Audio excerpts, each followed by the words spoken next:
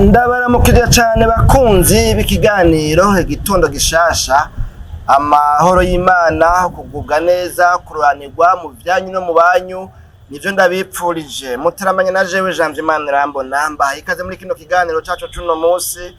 Nipfuza ko dusangira amajambo tubona muri Zaburi y'ijana na 21, duca dusoma imirongo ibiri ya mbere yonyene twumva aya majambo icatubwira. Ijambo ry'umutwe tubwira ngo indirimbo yo mwiduga. Iyi ni indirimbo igira kabiri mu ndirimbo 15 zataziriwe ngo ni indirimbo zo mwiduga. Izi ndirimbo zo mwiduga ni umugwi w'indirimbo canke amazaburi, ko amazaburi ni indirimbo Abisirayeli baririmba ngo bariko baraduga mu minsi mikuru i Yerusalemu. Tuvuga tuti ya minsi mikuru duhimbaza natwe mu mwaka, musi mukuru novuga ngo kumbure wa Pasika, umunsi mukuru wa widuzwa rya Yesu mwijuru, hanyuma umunsi mukuru novuga ngo wa Pantekoti, gutyo n'indi minsi kumbure itandukanye tugenda duhimbaza kumbure ijanye n'ishengero kumbure, ariko nzi neza ko mikuru ariyo. Rero ngo ni indirimbo bagenda baririmba. Izi ndirimbo rero bagenda baririmba nizo dukuye mwano majambo muri no Zaburi tugomba dusoma. Avuga ngo ndunamurira amaso yanje ku misozi, ugutabarwa kwanje kuzova hehe? Ugutabarwa kwanje kuva kuhoraho yaremye ijuru n'isi. Imana yacu nidutabare. Bene data bakunzi ba kino kiganiro igitondo gishasha n'amajambo rero niyo ngomba ngo dukuremwo. Iri jambo rivuga ngo ugutabarwa k'umuntu kuva ku Mana. Imana yacu nidutabare. Abisirayeli ngo bagenda bararirimba izi ndirimbo, ugasanga ngo harimo indirimbo bashima bibuka ivy'Imana yabakoreye, bavuga ngo ni koko Uhoraho yadukoreye ibitangaza natwe turishimye, cyangwa bavuga ngo ca gihe Abisirayeli bava muri Egiputa, ico gihe twari tumeze nk'abarota, ibintu nyene nk'ivyo. Imana yacu nidutabare. Bagenda baravuga amajambo yo gushima Imana, ahandi naho bakaririmba indirimbo novuga ngo zibwira Imana ivyo bayigomba ko, ivyo bayipfuza ko. Imana yacu nidutabare. Hanyuma rero ngaha nigeze gusoma commentaire biblique imwe ivuga kuri zino Zaburi, ngo bariko baraduga bagenda i Yerusalemu mu minsi mikuru, ngo hari ahantu bashika kumbure bivanye n'umwe wese yazananye kumbure mu bice bitandukanye Abisirayeli babamwo. Hanyuma ngo novuga ngo bunamuye amaso ngo bakaraba hariya haruguru hariya mu misozi. Urabona nk'umuntu avuye ngaha mu kiyaya Cimbo ariko araduga mu misozi yo izabugarama za hehe. Hanyuma rero ngo bagaca rero ngo babona imisozi, bakabona imisozi ikikuje Yerusalemu, maze kuvuga ngo nkuko imisozi ikikuje Yerusalemu niko n'Uhoraho akikuje abantu biwe. Hari imisozi rero ngo ikikuje Yerusalemu. Rero bariko baraduga baje Yerusalemu, niho rero ngo bagenda baririmba izi Zaburi. Ngara yavuga ngo ndunamurira amaso yanje ku misozi. Imisozi byumvikana ko ari imisozi myinshi, ariko bagaca bavuga ngo nubwo nunamuye amaso ndaba hariya ndiko ndaja muri iriya misozi hariya myinshi mbonamwo hariya, ugutabarwa kwanje ntikuzova muri irya misozi yose, ariko ugutabarwa kwanje. Mana yacu nidutabare. Naho nyine ngomba ko mwumva bagapresiza bakadomako neza ngo ugutabarwa kwanje kuva kuhoraho. Imana yacu nidutabare.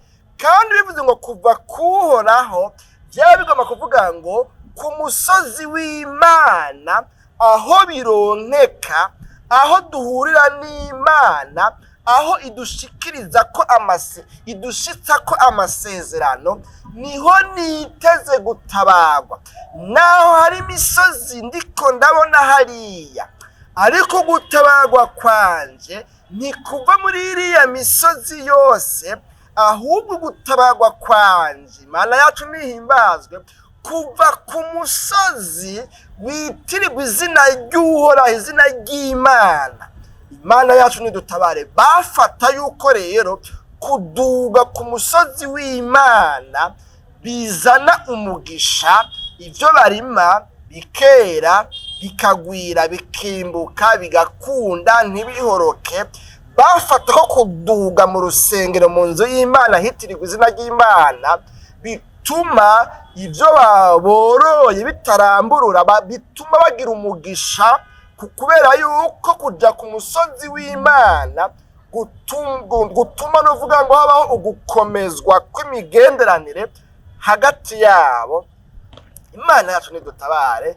Bene data bakunzi ba kino kiganiro, igitondo gishasha, byari gushoboka yuko kumbura umuntu yumvira ngo ntacu ntabara niriya misozi ko yatewe iteka ikaba ikikuje Yerusalemu, naho no kwigira ngaha honyene ntacu nta kibazo. Umuntu akibaza kumengo novuga ngo ivy'Imana abironkera hariho hose, apfa aho abironkeye. Ihibambewe ivy'Imana umuntu ntapfa abironkeye, abironka ku Mana igihe c'Imana kigeze, kandi mu kibanza Imana ishaka ko ibimushitsako. Imana yacu nidutabare.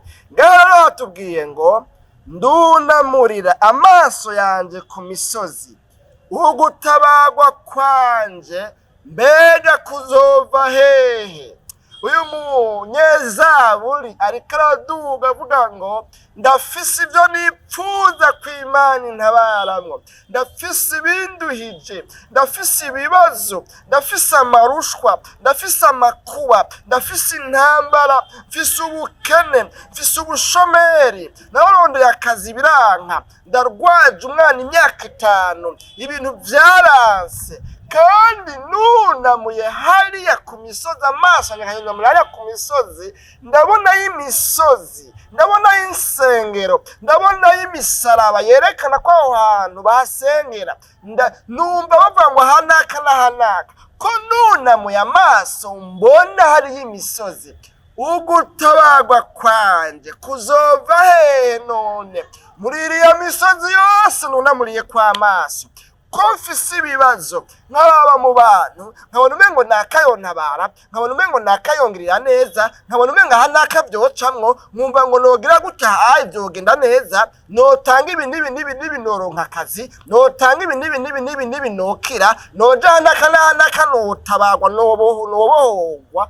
Mbega ugutabarwa kwanje kuzova hehe? Muyandi majambo ngaho mbengo yari yumva umengo ntiyumva neza aho gutabarwa kwiwe kuzozanana. Hanyuma rero bibonekana ko muri uko kuririmbira Imana, muri uko gusenga Imana biciye muri Zaburi, yaronse inyishu imubwira ngo ugutabarwa kwawe yewe muntu wanje kuzova kuri jewe nyene. Kura amaso ku bindi uriko weza kw'amaso, ni jewe nyene ugutabarwa kwawe kuzozana nako. Imana yacu nidutabara. Nane amajambo ngomba nce nsenga ngarukirize ngaha. Nibaza ko wamaze kwiyumva we waho uherereye. Iri jambo ritubwiye ngo ugutabarwa k'umuntu kuva ku Mana. Hariho ibihe witeze gutabarwa kuvuye ku bana b'abantu biranka. N'ubu birashoboka yuko ukiri mu bantu biteze gutabarwa kuvuye ku bantu. Aho naho witeze gutabarwa n'abantu, ntiwiteze gutabarwa n'Imana. Rero ugasanga byaranse canke n'ubu ukaba ukibirindiriye. Hakaba ari umuntu yakwemereye ngo nzokuvugira, nzokugirira neza, bizogenda uku, nzoguha, nzogirane. Mugabo ukaba wararindiriye, amaso akaba yaheze mu nzira. Mwene data mukunzi w'ikiganiro igitondo gishasha, kura amaso ku mwana w'umuntu buntu, uyatumbereze ku Mana, uyunamurire ku Mana, urangamize mu ijuru, ni ukuvuga ngo mu yandi majambo wereke Imana yuko uyigiriye icizere, wereke Imana yuko nuvuga ngo uyihereje ku mutima wawe wose, hanyuma rero wizere ko gutabarwa kwawe kuzova ku Mana nk'uko ijambo ry'Imana ritubwiye. Kandi ibishinga ntahe birahari, uburorero burahari bw'ababikoze gutyo bakizera Imana yonsa, hanyuma birakunda, Imana irabatabara bigenda neza. None rero kino kiganiro n'iri jambo nari ndakuzaniye, ugutabarwa kwawe burya ni kuri mu bana b'abantu. Abana b'abantu uw'Imana izokoresha izomukoresha, ariko mugabo ntiwiyumvire ngo Imana itaguhaye, Imana itabakoresheje ngo hari ikintu na kimwe boguha ihibambewe. Ariko ibakoresheje birakunda, yokoresha ibiti, yokoresha amabuye, yokoresha n'umuyaga, ukagurura ikintu kirimo gutabarwa kwawe kikagushikira.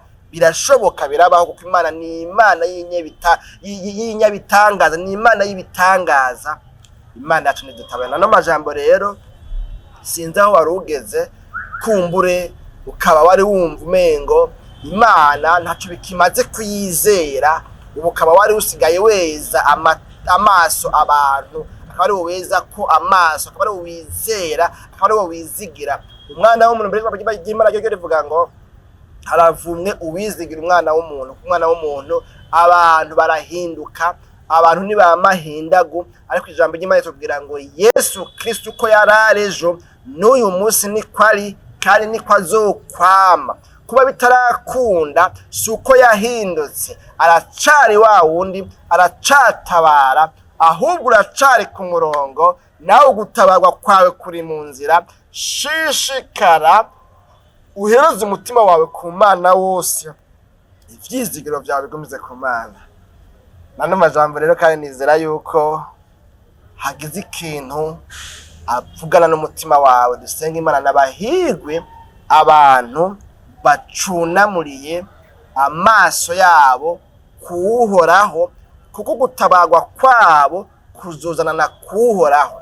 Mugabo abantu bunamuriye amaso ku mwana w'umuntu, abo ibice vyinshi kwijana bazotangara. Undi yavuze ngo bazotangara muri Matayo 5. Muri Matayo 5 naho hatangurwa n'amajambo avuga ku bahigwe mu bwami bwo mwijuru. Rero bazotangara bagizene bahemukiwe, kuko umuntu atari Imana imuciyemwo, akenshi usanga umengo nta cida comuvamwo umuntu ubona, ariko Imana ikoze ku mutima wiwe araheza agakoreshwa nayo. Ndafise umuntu yashingiye intahe mu gihe ciwe ca mariage, avuga ngo muri ico gihe ca mariage hariho abantu nandikiye ama message bo hanze za Amerika n'ahandi, baranterera kandi amahera menshi tutari duherutse kuvugana kuva bagiye hanze. Twaciye novuga ngo contact iba novuga ngo iba interrompi.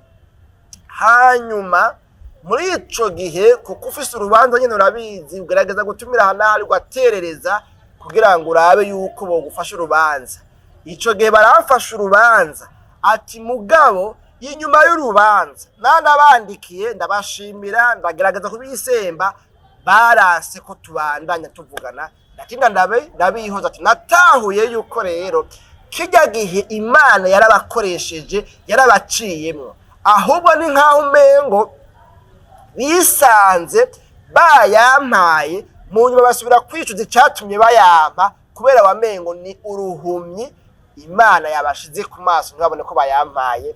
Imana yacu nidutabare. Ngomba kwerekana yuko wunamuriye amaso ku Mana hariho ibitangaza n'ibimenyetso bibasha gukoreka, ibintu bigahinduka, ubuzima bwawe bubasha guhinduka, akazi wabuze kabasha kuboneka, indwara idakira warumaranye igihe kirekire ibasha gukira, kuko uwo wizigiye, uwo uhereje ku mutima wawe wose ni Umwami Imana, umuremyi w'ijuru n'isi, kandi Imana y'ibitangaza, mushobora byose.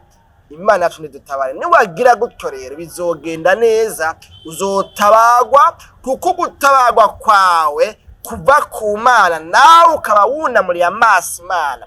Ariko niwakura amaso ku Mana ukunamurira amaso ba muyomba, ba nyogosenge, ba shangazi, ba so wanyu n'abandi kumbure wewe usanzwe uzi bakize bakomeye, uzohava usanga Imana wakuyemwo nayo icukuramwo akarenge, hanyuma ntihagire ikintu na kimwe bakumarira. Nano majambo wobura umuhigwe hamwe woguma wunamuriye amaso ku Mana, kuko gutabarwa kwawe ariho kuzanana. Ariko mugabo kandi wobura umuhombe hamwe wokura amaso ku Mana ukayajana ku muntu, kuko aho ku muntu nta ciza kizovayo. Imana yacu nidutabare. Mwami w'abami Yesu, tugushimiye cane ku bw'ano majambo twumvise. N'umuntu wese ayumvise akabahisemo kuvuga ngo Mana mbabarira ahantu byangoye, nomugirire neza imwe z'umutunganye, guca umushoboza gushishikara kunamurira amaso kuri we no kugira ivyizigiro vyiwe vyose, mu izina ryawe gira Kristo Yesu, tubisabye tuvyizeye, amen.